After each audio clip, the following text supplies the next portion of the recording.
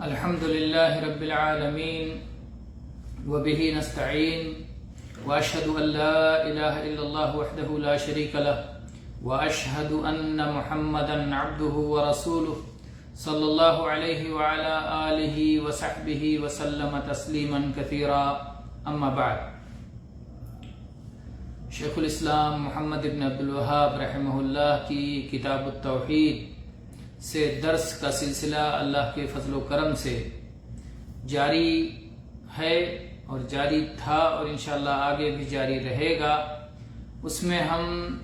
کتاب التوحید کے 21ویں باب تک پہنچ چکے ہیں، جس میں شیخ فرماتے ہیں قال شیخ الاسلام رحمہ اللہ باب ما جاء في حمایت المصطفى صلی اللہ علیہ وعلى آلہ وسلم جناب التوحید وصده كل طریق یوصل الى الشرک. اس مسئلے کے بیان میں کہ مصطفیٰ صلی اللہ علیہ وسلم نے توحید کے جانب کی حمایت کی، حفاظت کی اور ہر اس راستے کو آپ نے بند فرما دیا جو شرک تک پہنچانے والا تھا. شرک تک پہنچانے والے تمام راستوں کو اللہ کے نبی کریم صلی اللہ علیہ وسلم نے بند کر دیا اور اس طرح سے توحید کے پہلو کی پوری طرح حفاظت کی کہ اس میں کہیں سے شرک کی ملاوٹ نہ ہونے پائے، توحید میں کسی قسم کی کمی نہ آنے پائے. اس لیے اللہ کے نبی کریم صلی اللہ علیہ وسلم نے اس کا پورا اہتمام کیا. اس کی دلیل کیا ہے؟ اس کی دلیل میں شیخ نے، جیسا کہ شیخ کا طریقہ ہے، قرآن مجید کی سورہ توبہ کی 128 اور 129 نمبر کی آیات پیش کی، جس میں اللہ تعالیٰ نے فرمایا ہے لَقَدْ جَاءَكُمْ رَسُولٌ مِّنْ أَنفُسِكُمْ عَزِيزٌ عَلَيْهِ مَا عَنِتُّمْ حَرِيصٌ عَلَيْكُمْ بِالْمُؤْمِنِينَ رَءُوفٌ رَحِيمٌ فَإِن تَوَلَّوْا فَقُلْ حَسْبِيَ اللَّهُ لَا إِلَهَ إِلَّا هُوَ عَلَيْهِ تَوَكَّلْتُ وَهُوَ رَبُّ الْعَرْشِ الْعَظِيمِ. اس میں اللہ تعالیٰ نے اہل ایمان کو مخاطب کر کے فرمایا کہ تمہارے پاس تمہیں میں سے ایک رسول آئے ہیں کہ ان کے لیے تم پر جو چیز شاق ہوتی ہے ان کو بھی اس میں مشقت محسوس ہوتی ہے، اس پہ انہیں تکلیف ہوتی ہے، تمہاری مشقت دیکھ کر کے انہیں تکلیف ہوتی ہے اور وہ تمہارے لیے حریص ہیں، یعنی تمہیں دنیاوی اور اخروی فوائد پہنچانے کے حریص ہیں اور اہل ایمان پر بڑے شفیق اور بہت مہربان ہیں. اور اتنے مہربان رسول کی آمد کے بعد اگر کوئی آپ کے حکم کو نہ مانے، پیٹھ پھیر کے جائے اور اعراض کرے، تو اللہ کے نبی صلی اللہ علیہ وسلم کو تسلی دیتے ہوئے اللہ تعالیٰ نے فرمایا کہ آپ کہہ دیجئے حسبی اللہ، اللہ میرے لیے کافی ہے، لا الہ الا ہو، اللہ کے سوا کوئی سچا معبود نہیں ہے، علیہ توکلت، میرا بھروسہ اسی پر ہے، وہو رب العرش العظیم، اور وہ رب عرش عظیم کا مالک ہے. یہاں پر اللہ تعالیٰ نے اہل ایمان پر احسان جتلاتے ہوئے فرمایا کہ ہم نے تم میں جو رسول بھیجا ہے وہ تمہیں میں سے بھیجا ہے، یعنی تمہاری ہی جنس سے بھیجا ہے. تم انسان ہو تو انسانوں میں سے انسان ہی رسول بھیجا، تم عرب ہو تو تم عرب میں سے تمہیں پاس رسول بھیجا. جو اول مخاطب تھے قریش، تو قریش کے لوگوں کے اندر اللہ نے قریش ہی سے رسول بھیجا، انہی کی زبان عربی بولنے والا رسول بھیجا. جیسا کہ ابراہیم علیہ السلام نے اس کے لیے دعا کی تھی ربنا وابعث فیہم رسولا منہم، اے اللہ ان لوگوں کے درمیان انہی میں سے رسول بھیجنا. تو ابراہیم علیہ السلام کی دعا اللہ تعالیٰ نے قبول فرمائی اور اسماعیل علیہ السلام کی اولاد میں انہی میں سے اللہ نے محمد رسول اللہ صلی اللہ علیہ وسلم کو مبعوث فرمایا. اسی طرح سے سورہ آل عمران میں اللہ تعالیٰ نے فرمایا لقد من اللہ علی المؤمنین اذ بعث فیہم رسولا من انفسہم، یہ اہل ایمان پر اللہ تعالیٰ کا احسان ہے کہ اللہ تعالیٰ نے انہی میں سے ایک رسول ان کے درمیان بھیجا۔ تو یہاں پر لقد جاءکم رسول من انفسکم، رسول آئے جو تمہی میں سے ہیں۔ جعفر ابن ابی طالب رضی اللہ عنہ جب نجاشی کے دربار میں پہنچے تھے تو انہوں نے بھی رسول اللہ صلی اللہ علیہ وسلم کا تعارف کراتے ہوئے اسی طرح کہا تھا، ان اللہ بعث فینا رسولا منا نعرف نسبہ وصفتہ ومدخلہ ومخرجہ وصدقہ وامانتہ، کہ اللہ تعالیٰ نے ہمارے درمیان ہمیں میں سے ایک رسول بھیجا جس کا حسب و نسب اور جس کے اوصاف کو ہم اچھی طرح جانتے ہیں، جس کا نکلنا، اندر جانا، باہر نکلنا، اٹھنا بیٹھنا، اور جس کی سچائی، جس کی امانت داری، جس کے تمام حالات سے ہم خوب اچھی طرح واقف تھے، ایسے کو اللہ تعالیٰ نے رسول بنا کے ہمارے درمیان بھیجا۔ اور پھر اللہ تعالیٰ نے فرمایا عزیز علیہ ما عنتم، کہ وہ چیزیں جس میں تمہارے لیے مشقت ہوتی ہے رسول اللہ صلی اللہ علیہ وسلم کے لیے وہ بہت گراں ہوتی ہے۔ آپ اپنی امت کے لیے آسانی چاہتے ہیں، آپ اپنی امت کے لیے مشقت نہیں چاہتے، چنانچہ یہ دین اللہ نے آسان دین عطا کیا ہے، اور یہ جو ہے نرمی والا دین ہے، سہولت والا دین ہے، اللہ جس کے لیے آسان فرما دے۔ اسی طرح سے اللہ تعالیٰ نے فرمایا حریص علیکم، یہ تمہاری ہدایت کے حریص ہیں، تمہاری آخرت اور تمہاری دنیا میں تمہیں نفع پہنچانے کے حریص ہیں۔ اسی لیے ابو ذر رضی اللہ عنہ کہتے ہیں کہ رسول اللہ صلی اللہ علیہ وسلم جب اس دنیا سے گئے تو آپ نے ہمیں اس حالت میں چھوڑا کہ فضاؤں میں کوئی اڑتا پرندہ ایسا نہیں جس کے بارے میں آپ نے ہمیں علم نہ دیا ہو۔ اسی طرح سے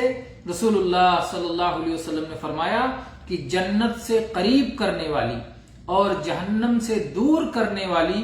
کوئی ایسی چیز نہیں جسے میں نے تم سے بیان نہ کر دیا ہو۔ تو اللہ کے نبی صلی اللہ علیہ وسلم جب اس دنیا سے گئے تو اللہ کا دین مکمل ہو چکا تھا، آپ نے خیر اور بھلائی کی ساری باتیں اپنی امت کو بتا دی تھیں، اور شر اور برائی کی تمام باتوں سے آپ نے امت کو خبردار کر دیا تھا۔ اسی طرح سے اللہ تعالیٰ نے فرمایا بالمؤمنین رؤوف الرحیم، کہ محمد صلی اللہ علیہ وسلم اہل ایمان پر بڑے شفیق اور بہت مہربان ہیں۔ اللہ تعالیٰ نے آپ کو اس کا حکم بھی دیا تھا وَاخْفِضْ جَنَاحَكَ لِمَنِ اتَّبَعَكَ مِنَ الْمُؤْمِنِينَ، جو اہل ایمان آپ کے پیروکار ہیں ان کے لیے اپنے بازو نرم رکھیے۔ اسی طرح سے پھر اس کے بعد میں اللہ تعالیٰ نے فرمایا کہ اللہ کے نبی صلی اللہ علیہ وسلم، ہم نے آپ کو ایک پاکیزہ اور کامل و مکمل شریعت عطا فرمائی ہے، جو لوگ اس شریعت کی پیروی کریں وہ اس سے مستفید ہوں گے، اور جو پیٹھ پھیر کے جائیں تو آپ کہہ دیجئے، صاف صاف اعلان کر دیجئے حسبی اللہ، میرے لیے اللہ کافی ہے۔ یعنی اللہ کی توحید کو نہیں چھوڑ سکتے، اللہ کی توحید اور اللہ کی شریعت، جو اس توحید سے منہ موڑے، ہم تو منہ موڑنے والے نہیں ہیں، ہم تو یہی کہیں گے حسبی اللہ لا الہ الا ہو، ہمارے لیے اللہ ہی کافی ہے، اور اللہ کے سوا کوئی لائق عبادت ہے بھی نہیں، لائق عبادت صرف اللہ ہی کی ذات ہے، وہی سچا معبود ہے، ہمارا توکل، ہمارا بھروسہ اسی پر ہے، اور وہ عرش عظیم کا مالک ہے۔ تو جب رسول اللہ صلی اللہ علیہ وسلم اپنی امت پر اتنے شفیق ہیں، اتنے مہربان ہیں، اور ان کی بھلائی کے حریص ہیں، اور ان کی تکلیف آپ کی تکلیف ہے اور آپ کو گراں ہوتا ہے، تو ایسا کیسے نہیں ہو سکتا ہے کہ شرک جو سب سے بڑا گناہ ہے، اور چھوٹا شرک، بڑا شرک، جو سب سے زیادہ نقصان دہ ہے، اللہ کے نبی صلی اللہ علیہ وسلم اس کو بتائے بغیر چلے جائیں، یہ کیسے ہو سکتا ہے؟ اسی لیے اللہ کے نبی صلی اللہ علیہ وسلم نے نہ صرف شرک کی وضاحت فرمائی بلکہ شرک تک پہنچانے والے تمام راستوں کو آپ نے کھول کھول کے بیان کر دیا. ہر وہ دروازہ جو شرک کی طرف کھلتا تھا، ہر وہ کھڑکی جو شرک کی طرف کھلتی تھی، ہر وہ راستہ جو شرک کی طرف لے جاتا تھا، اللہ کے نبی صلی اللہ علیہ وسلم نے نہایت وضاحت کے ساتھ کھول کھول کر کے اسے بیان کر دیا. اور اسی میں سے یہ بھی ہے کہ قبروں کی تعظیم نہ کی جائے، قبروں کے معاملے میں غلو نہ کیا جائے، صالحین کے بارے میں، اولیاء کے بارے میں حد سے تجاوز نہ کیا جائے، کیونکہ یہ شرک تک پہنچانے والی چیز ہے. اگر کوئی شخص قبروں کے پاس صلاۃ پڑھتا ہے، اگر کوئی شخص قبروں کے پاس جا کر کے قبروں کی طرف منہ کر کے صلاۃ ادا کرتا ہے اور قبروں کو بوسہ دیتا ہے اور قبروں کو، تو یہ ساری چیزیں اس کو شرک تک پہنچا دیں گی اور قبر کی عبادت پر لگا دیں گی، غیر اللہ کی عبادت میں اسے مبتلا کر دیں گی. اسی لیے نبی کریم صلی اللہ علیہ وسلم نے ان چیزوں کی بہت اچھی طرح وضاحت فرمائی. چنانچہ شیخ الاسلام محمد ابن عبد الوہاب رحمہ اللہ نے اس کے بعد، اس آیت کے بعد نبی صلی اللہ علیہ وسلم کی یہ حدیث ذکر کی جس کے راوی ابو ہریرہ رضی اللہ عنہ ہیں اور جو سنن ابی داؤد میں حسن درجے کی، حسن سند سے مروی ہے اور جس کے روات ثقات ہیں. کہتے ہیں کہ رسول اللہ صلی اللہ علیہ وسلم نے فرمایا لا تجعلوا بیوتکم قبورا، اپنے گھروں کو قبرستان نہ بناؤ، ولا تجعلوا قبری عیدا، اور میری قبر کو عید نہ بناؤ، وصلوا علی فإن صلاتکم تبلغنی حیث کنتم، اور مجھ پر درود بھیجا کرو، تم دنیا کے جس کونے میں بھی رہو گے وہاں سے مجھ کو درود پہنچ جایا کرے گا. تو جب اس میں اللہ کے نبی صلی اللہ علیہ وسلم نے یہ فرمایا لا تجعلوا بیوتکم قبورا، اپنے گھروں کو قبرستان نہ بناؤ، صحابہ کے ذہن میں یہ بات پہلے سے بیٹھی ہوئی تھی کہ قبرستان وہ جگہ ہوتی ہے کہ جہاں پر صلاۃ نہیں پڑھا جاتا، جہاں پر قرآن پاک کی تلاوت نہیں کی جاتی، جہاں پر قبرستان میں رکوع اور سجدہ نہیں ہوتا. تو اللہ کے نبی صلی اللہ علیہ وسلم نے جب یہ فرمایا کہ اپنے گھروں کو قبرستان نہ بناؤ تو وہ فوراً سمجھ گئے کہ اپنے گھروں کو قبرستان نہ بنانے کا مفہوم یہ ہے کہ گھروں میں قرآن پاک کی تلاوت کیا کرو، گھروں میں صلاۃ پڑھا کرو، گھروں میں نوافل ادا کیا کرو. جس طرح سے قبرستان میں عبادت کی خاطر کوئی نہیں جاتا، ایسا اپنے گھروں کو نہ رکھو، بلکہ اپنے گھروں میں اللہ کی عبادت کرو، اپنے گھروں میں اللہ کی عبادت کیا کرو، رکوع اور سجدے کیا کرو، نوافل ادا کیا کرو، گھروں کو قبرستان کی طرح نہ بناؤ. اسی طرح سے صحیحین میں یہ حدیث عبداللہ ابن عمر رضی اللہ عنہ کی فرماتے ہیں کہ نبی صلی اللہ علیہ وسلم فرمایا اجعلوا من صلاتکم فی بیوتکم، کچھ صلاۃ اپنے گھروں میں پڑھا کرو. فرض کے مرد باجماعت مسجد میں ادا کرتے ہیں اور عورتیں فرض کو اپنے گھروں میں ادا کرتی ہیں، لیکن مردوں کو بھی فرض کے علاوہ جو سنن رواتب ہیں، فرض سے پہلے اور بعد کے، یا اسی طرح سے جو بقیہ نوافل ہیں انہیں گھروں میں پڑھنا چاہیے. تو من صلاتکم من تبعیض کا، یعنی کچھ صلاۃ اپنے گھروں میں ادا کیا کرو، ولا تتخذوها قبورا، اور انہیں قبرستان نہ بناؤ کہ جہاں صلاۃ نہیں پڑھی جاتی. اسی طرح سے صحیح مسلم میں یہ حدیث ہے لا تجعلوا بیوتکم مقابر، اپنے گھروں کو قبرستان نہ بناؤ. فإن الشیطان یفر من البیت الذی یسمع سورة البقرة تقرأ فیہ، اس لیے کہ شیطان اس گھر سے بھاگتا ہے جس میں سورہ بقرہ کی تلاوت ہوتی ہے، جس میں سورہ بقرہ پڑھتے ہوئے سنتا ہے. شیطان سن پاتا ہے کہ اس میں سورہ بقرہ کی تلاوت ہو رہی ہے تو اس گھر سے شیطان بھاگتا ہے. اور ظاہر بات ہے جہاں قرآن پاک کی تلاوت ہوگی تو سورہ بقرہ کی تلاوت یقیناً ہوگی، کیونکہ سورہ بقرہ سورہ فاتحہ کے بعد سب سے پہلی سورت ہے. تو آدمی شروع سے قرآن پاک پڑھے گا تو سورہ بقرہ کی تو تلاوت ضرور کرے گا. تو اس لیے اللہ کے نبی نے فرمایا گھروں کو قبرستان نہ بناؤ، اس میں قرآن پاک کی تلاوت کیا کرو، اس کے اندر صلاۃ ادا کیا کرو. تو اس سے معلوم ہوا کہ قبرستان میں قرآن مت پڑھا کرو، قرآن پاک قبرستان میں پڑھنے کی چیز نہیں ہے، گھروں میں پڑھنے کی چیز ہے۔ صلاۃ، نماز، رکوع اور سجدہ یہ قبرستان میں اور قبروں کے پاس کرنے کی چیز نہیں ہے، بلکہ یہ گھروں میں کرنے کی چیز ہے۔ پھر اس کے بعد میں اللہ کے نبی نے فرمایا وَلَا تَجْعَلُوا قَبْرِي عِيدًا، اور میری قبر کو عید نہ بناؤ۔ عید کس کو کہتے ہیں؟ عربی میں عاد یعود کے معنی ہوتا ہے لوٹنا، واپس ہونا۔ تو عید ایسی چیز کو کہتے ہیں جو بار بار لوٹ کے آیا کرے، چاہے سال میں لوٹ کے آئے، چاہے مہینے میں لوٹ کے آئے، چاہے ہفتے میں لوٹ کے آئے۔ جیسے جمعہ ہر ہفتے میں لوٹ کے آتا ہے تو یہ ہفتے کی عید ہے، اور عید الفطر اور عید الاضحیٰ سال پہ لوٹ کے آتا ہے تو یہ سالانہ عید ہے۔ تو جو اجتماع، خاص انداز کا اجتماع جو بار بار لوٹ کے آیا کرے، اسے عید کہا جاتا ہے۔ تو اللہ کے نبی صلی اللہ علیہ وسلم نے فرمایا کہ میری قبر کو عید نہ بنانا، یعنی میری قبر پر ایک خاص دن، سال کا کوئی مخصوص دن نہ بنانا کہ اس میں جا کے، جیسے کچھ لوگ قبروں پہ جا کے عرس کرتے ہیں، قبروں پہ جا کے میلہ لگاتے ہیں، قبروں پہ جا کے برسی مناتے ہیں، قبروں پہ جا کے ایک مخصوص انداز کا عمل کرتے ہیں اور وہ سال بسال اسے دہراتے رہتے ہیں۔ تو اللہ کے نبی صلی اللہ علیہ وسلم نے اس سے روکا ہے۔ امام ابن قیم رحمہ اللہ اس کی شرح میں کہتے ہیں کہ عید کا مفہوم یہ ہے کہ جس جگہ یا جس وقت کا آدمی ارادہ کرے اور اس وقت یا اس جگہ کو جانے کے لیے، وہاں پہنچنے کے لیے ایک مخصوص عادت بنا لے تو اسے عید کہا جاتا ہے۔ ایک مخصوص عادت کے مطابق کسی جگہ یا کسی مقام یا کسی وقت میں آدمی عبادت وغیرہ کے لیے اگر کچھ لوگ اکٹھا ہوتے ہیں تو یہی عید ہے۔ جیسے مسجد حرام یہ عید کا مقام ہے، منا یہ عید کا مقام ہے، عید مکانی۔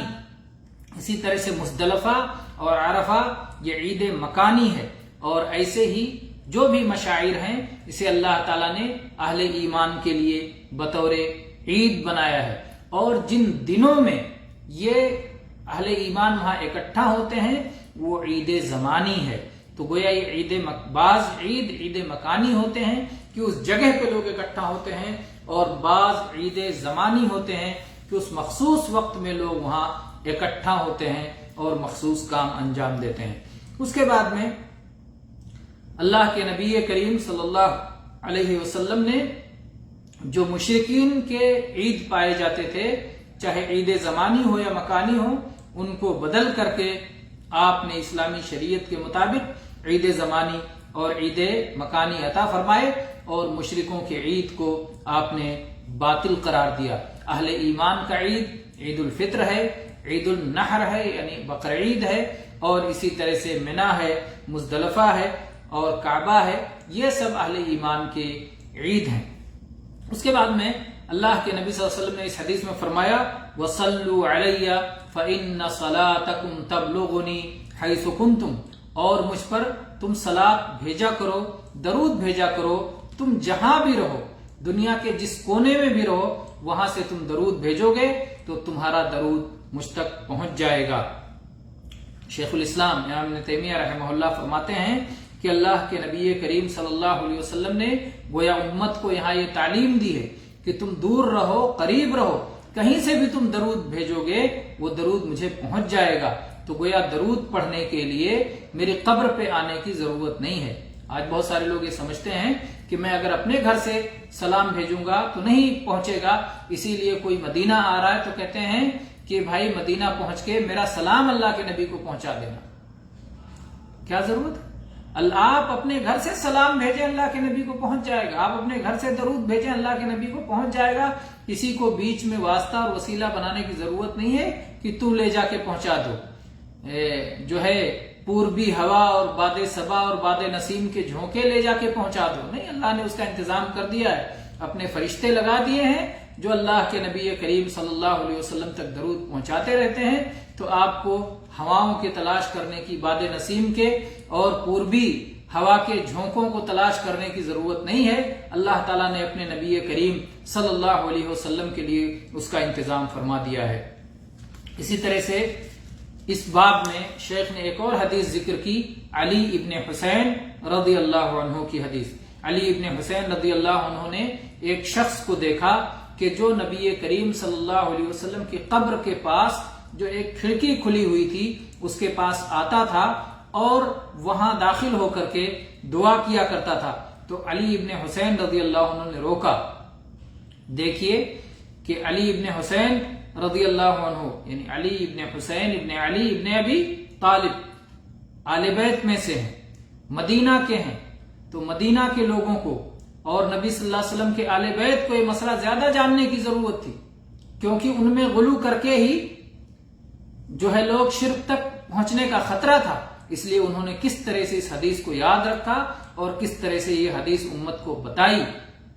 انہوں نے بتایا اور کس طرح وہ روکا کرتے تھے، کیونکہ ان کے ذمے یہ امانت تھی کہ توحید کی امانت کو آگے پہنچائیں۔ چنانچہ جب ایک شخص کو انہوں نے دیکھا کہ وہاں آ کے دعا کرتا ہے تو پھر اسے بلایا اور اسے روکا، منع کیا، اور اس کے بعد فرمایا الا احدثکم حدیثا سمعته من ابی عن جدی عن رسول اللہ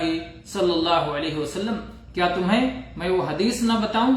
جو میں نے اپنے والد سے اور انہوں نے میرے دادا سے سنا؟ یعنی یہ علی ابن حسین جن کو زین العابدین کہا جاتا ہے، علی ابن حسین زین العابدین، یہ کہتے ہیں کہ میں نے اپنے والد حسین ابن علی رضی اللہ عنہ سے سنا اور انہوں نے اپنے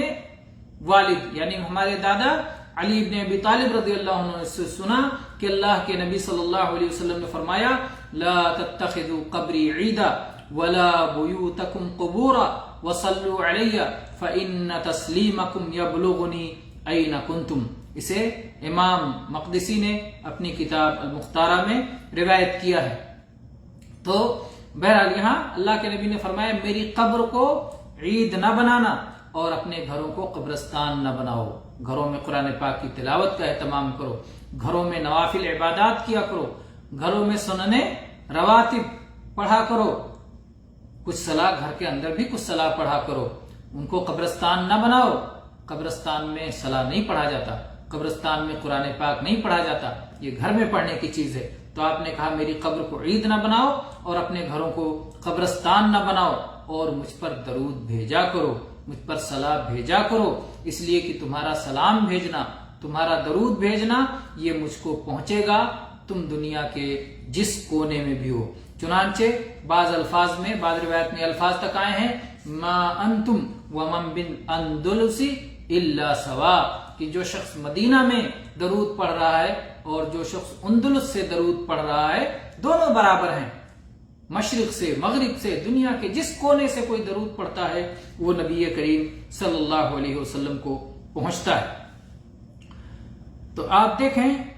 کہ کس طرح سے اللہ کے نبی کریم صلی اللہ علیہ وسلم نے شرک کے ہر چور دروازے کو بند کر دیا اور روک دیا۔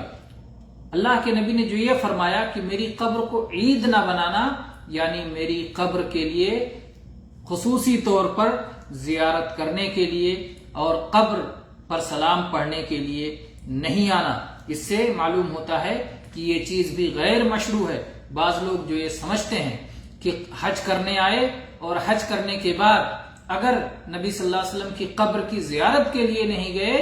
تو پھر ان کا حج ہوا ہی نہیں، ان کا عمرہ ہوا ہی نہیں۔ حالانکہ حج اور عمرہ کا نبی کریم صلی اللہ علیہ وسلم کی قبر کی زیارت سے کوئی تعلق نہیں ہے، بلکہ مدینے کے سفر کا تعلق بھی نبی کریم صلی اللہ علیہ وسلم کی قبر کی زیارت سے نہیں ہے۔ مدینے کے سفر کا تعلق مسجد نبوی سے ہے، مسجد نبوی میں صلاۃ ادا کرنے سے ہے، کیونکہ جو شخص مسجد نبوی پہنچ کر کے صلاۃ ادا کرتا ہے تو اللہ تعالیٰ بقیہ مسجدوں کے مقابلے میں اسے 1000 صلاح کا ثواب دیتا ہے۔ مسجد نبوی کی ایک صلاح دنیا کے بقیہ مسجدوں کے مقابلے میں 1000 کے برابر ہوتی ہے، سوائے مسجد حرام کے، کیونکہ اس کا اجر و ثواب اور بھی زیادہ ہے۔ تو جب کوئی شخص مدینہ کا سفر کرتا ہے تو اس کا قصد و ارادہ اور اس کی نیت یہ ہونی چاہیے کہ وہ اللہ کے نبی صلی اللہ علیہ وسلم کی مسجد میں پہنچ کر کے صلاۃ ادا کرے گا، اور یہ وہ عبادت ہے جو نبی کریم صلی اللہ علیہ وسلم کی زندگی میں بھی تھی اور آپ کی وفات کے بعد بھی ہے اور قیامت تک رہے گی۔ اور جہاں تک آپ کی قبر کی زیارت کی بات ہے تو ظاہر بات ہے جب تک آپ زندہ تھے تب تک کوئی ایسا معاملہ نہیں تھا، لیکن تب بھی صحابہ کرام مدینہ کے لیے سفر کرتے تھے اور اہل ایمان مدینہ کا سفر کرتے تھے آپ کی مسجد میں صلاۃ پڑھنے کے لیے۔ تو یہ ایسی عبادت ہے کہ وہ بعد میں بھی یہ باقی رہی۔ اور اسی طرح سے بعض لوگ جو یہ عادت بنائے رہتے ہیں کہ جب بھی مسجد میں داخل ہوں تو پھر وہ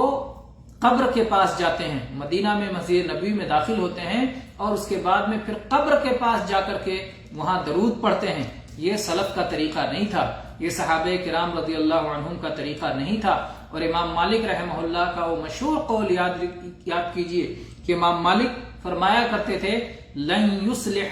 آخر هذه الامه الا ما اصلح اولها، اس امت کے آخر لوگوں کی اصلاح بھی اسی طریقے سے ہو سکتی ہے جس سے ابتدائی لوگوں کی اصلاح ہوئی ہے۔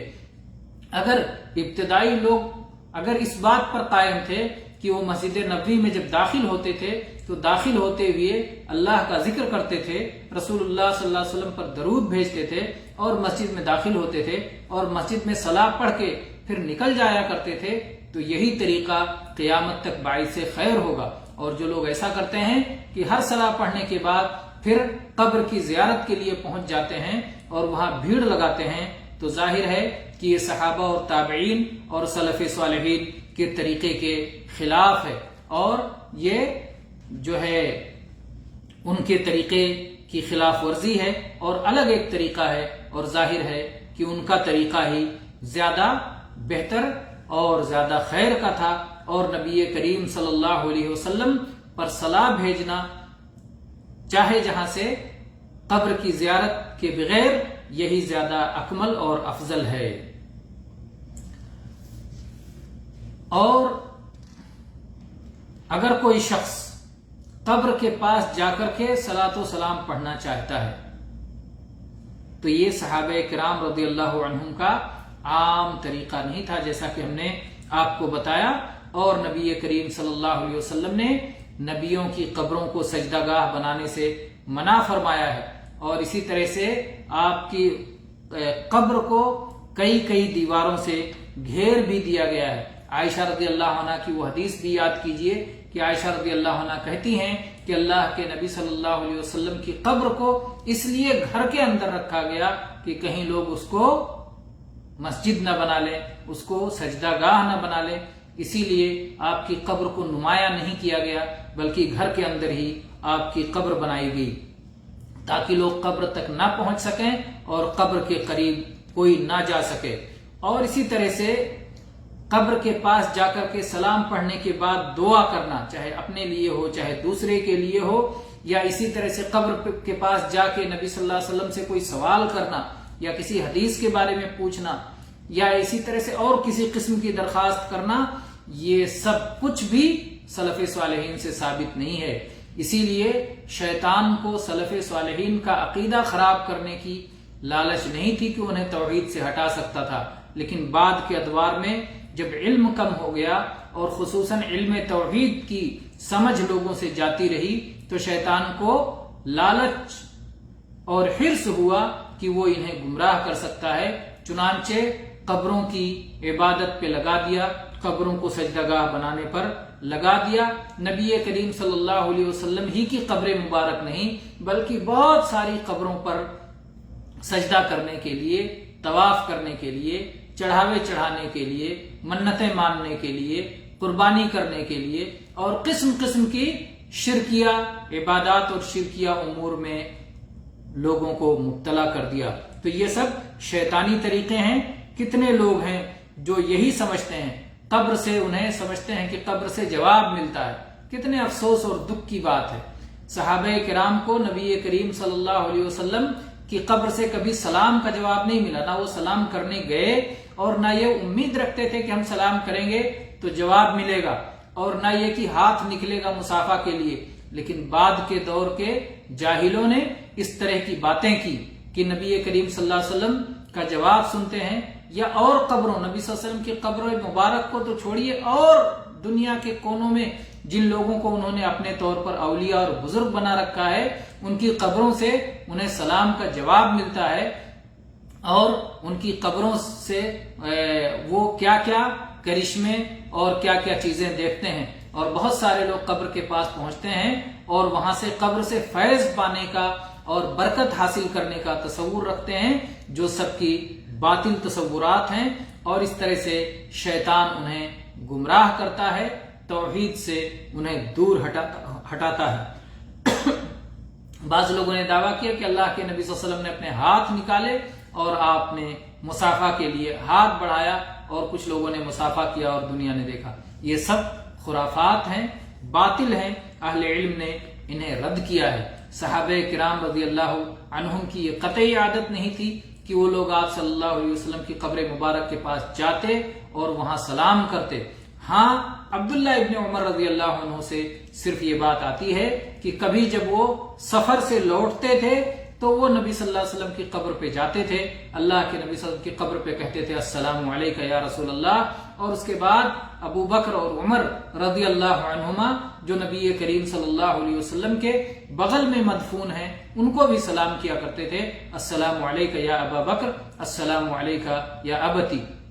لیکن اس معاملے میں عبداللہ ابن عمر رضی اللہ عنہما منفرد ہیں اور کسی صحابی کا انہیں ساتھ نہیں ملا ہے، جیسا کہ عبید اللہ کہتے ہیں ما نعلم احدا من اصحاب النبی صلی اللہ علیہ وسلم فعل ذلك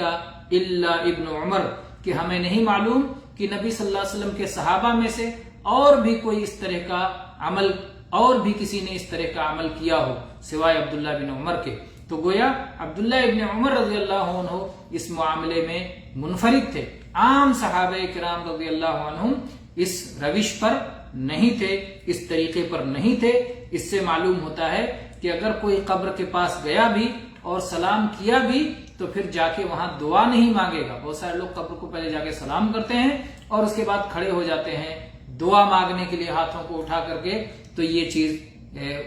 جو ہے عبداللہ ابن عمر رضی اللہ عنہ کا جو اسوہ ہے اس اسوے سے بھی میل نہیں کھاتا۔ اس ایک صحابی کے، جبکہ بقیہ صحابی تو وہ بھی نہیں کرتے تھے بقیہ صحابہ، لیکن اگر مان لیا جائے کہ ایک صحابی سے ثابت ہے تو وہ صحابی سے پھر وہاں دعا کرنا ثابت نہیں ہے کہ قبر کے پاس آدمی قبر کی طرف منہ کر کے ہاتھ اٹھا کے دعا کرے۔ اگر کسی کو دعا ہی کرنا ہو تو اہل علم میں اس بات میں اختلاف ہے کہ دعا قبلہ کی طرف منہ کر کے دعا کرے گا نہ کہ قبر کی طرف۔ البتہ اگر وہیں سلام کیا اور پھر قبلہ کی طرف پلٹ گیا تو چونکہ قبر پیٹھ کی طرف ہو جائے گی، اس لیے بہت سارے لوگوں نے وہاں پر اس چیز کو ناپسند کیا ہے، بلکہ یہ کہا ہے کہ اس ایسی جگہ کھڑے ہو کہ قبر اس کے دائیں یا بائیں ہو اور قبلہ کی طرف اس کا منہ ہو، پھر وہ دعا کرے۔ یہ بعض لوگوں نے ذکر کیا ہے۔ اسی طرح سے امام ابن تیمیہ رحمہ اللہ فرماتے ہیں کہ چونکہ کسی صحابی سے یہ بات منقول نہیں ہے اس لیے یہ چیز بدعت ہے۔ قبر کے پاس رک کر کے کسی کو دعا نہیں کرنا چاہیے، سلام کرے اور پھر آگے بڑھ جائے۔ اسی طرح سے اس حدیث سے ایک بات یہ بھی معلوم ہوتی ہے جو اللہ کے نبی صلی اللہ علیہ وسلم نے فرمایا کہ لا تتخذوا قبری عیدا، میری قبر کو عید نہ بناؤ۔ اس سے یہ بھی معلوم ہوتی ہے کہ آپ کی قبر مبارک کے لیے سفر کرنا، قبر مبارک کی زیارت کے لیے سفر کرنا ممنوع ہے، اور اس کے علاوہ جب آپ صلی اللہ علیہ وسلم کی قبر مبارک کی زیارت کے لیے سفر کرنا جائز نہیں تو دوسری قبروں کے سفر کے لیے زیارت کے لیے سفر کرنا کیسے جائز ہو سکتا ہے؟ اللہ کے نبی صلی اللہ علیہ وسلم کے امتیوں کی قبروں کی طرف، اولیاء و صالحین کی قبروں کی زیارت کے لیے سفر کرنا کیسے جائز اور درست ہو سکتا ہے؟ اور صاف صاف اس کی ممانعت اس حدیث میں موجود ہے جو صحیحین میں ابو سعید رضی اللہ عنہ سے مروی ہے کہ نبی کریم صلی اللہ علیہ وسلم نے فرمایا لا تشد الرحال الا الى ثلاثه مساجد، کہ کجاوا نہیں کسا جائے گا اور سفر نہیں کیا جائے گا مگر صرف 3 مسجدوں کے لیے، مسجد حرام مکہ مکرمہ، مسجد نبوی مدینہ منورہ اور مسجد اقصی۔ یہ 3 مسجدوں کے لیے ہی سفر کیا جا سکتا ہے۔ تو ان 3 مسجدوں کے علاوہ کسی مخصوص جگہ کو مبارک سمجھ کر، مقدس سمجھ کر اہم سمجھ کر سفر کرنا، اس جگہ پہنچ کر کے عبادت کرنے کے لیے سفر کرنا یہ ممنوع ہے۔ اس معنی کی وضاحت اس سے بھی ہوتی ہے کہ ایک بار ابو ہریرہ رضی اللہ عنہ سے بصرہ بن ابی بصرہ الغفاری کی ملاقات ہوئی اور وہ طور جا کے لوٹے تھے، تو ابو ہریرہ رضی اللہ عنہ نے ان سے کہا کہ اگر تمہاری مجھ سے پہلے ملاقات ہو گئی ہوتی تو تم طور کے لیے سفر نہ کرتے، کیونکہ نبی کریم صلی اللہ علیہ وسلم نے فرمایا ہے لا تعمل المطی الا الى ثلاثه مساجد المسجد الحرام ومسجد هذا والمسجد الاقصى، کہ سفر نہیں کیا جائے گا مگر صرف ان 3 مسجدوں کے لیے، مسجد حرام، مسجد نبوی اور مسجد اقصی کے لیے، تو تم نے طور کا سفر کیوں کیا؟ گویا صحابہ کرام رضوان اللہ علیہم اجمعین اس حدیث کو عام سمجھتے تھے۔ بعض لوگ جو یہ سمجھتے ہیں اور یہ دعویٰ کرتے ہیں کہ یہ مسجدوں کے لیے خاص ہے کہ مسجدوں میں سے صرف 3 مسجدوں کے لیے سفر کیا جا سکتا ہے، لیکن قبروں کی بات اس حدیث میں نہیں کی گئی ہے، تو ظاہر بات ہے کہ ان کا یہ فہم صحابی کے فہم سے مختلف ہے۔ صحابی ابو ہریرہ رضی اللہ عنہ نے طور کو بھی اس میں شامل کیا ہے، جبکہ طور کوئی مسجد نہیں ہے، وہ ایک مقدس مقام لوگ سمجھتے ہیں، اور وہ مقدس مقام ہے کہ اللہ تعالیٰ نے موسیٰ علیہ السلام سے وہاں گفتگو فرمائی ہے، لیکن اس مقدس مقام کے لیے سفر کرنا یہ درست نہیں ہے، جیسا کہ ابو ہریرہ رضی اللہ عنہ نے کہا کہ اگر تمہاری ملاقات مجھ سے پہلے ہو گئی ہوتی تو تم ایسا نہیں کرتے۔ اسی طرح سے یہ بات ابو ہریرہ رضی اللہ عنہ کے سوا دوسرے صحابہ سے بھی مروی ہے۔ اگر کوئی شخص ان چیزوں کی تفصیل جاننا چاہتا ہے تو اس کے لیے امام حافظ محمد ابن عبد الہادی رحمہ اللہ کی کتاب الصارم المنکی فی الرد علی السبکی پڑھنا چاہیے، جس میں انہوں نے بڑی تفصیل سے اس مسئلے پر گفتگو کی ہے، اور نبی کریم صلی اللہ علیہ وسلم کی قبر کی زیارت کے تعلق سے جتنی احادیث آئی ہیں سب کی علتوں کو انہوں نے بیان کر دیا ہے، اور انہوں نے بڑی وضاحت سے یہ بات سمجھائی ہے کہ اس موضوع پر کوئی بھی حدیث صحیح نہیں ہے، اور اگر یہ مان لیا جائے، اگر ان احادیث کو صحیح مان لیا جائے تو ان احادیث میں یہ بات نہیں ہے کہ اللہ کے نبی صلی اللہ علیہ وسلم کی قبر کی زیارت کے لیے سفر کیا جائے گا